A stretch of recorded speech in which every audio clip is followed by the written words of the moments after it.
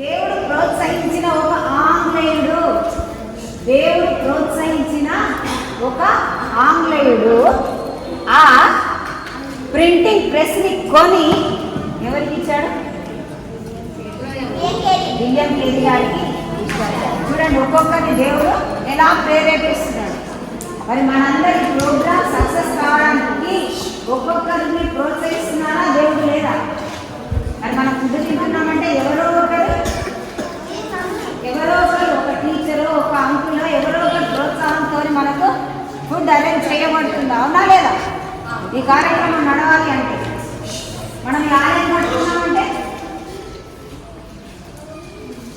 అందరి ప్రోత్సాహం, అందరి చేతులు, అందరూ ధారాళంగా ఇస్తే మనం ఈ ఆలయాన్ని నిర్మించుకున్నాం. మరి ఇట్లా ఒక్కొక్కరికి దేవుడు ఏం కలిగిస్తాడు?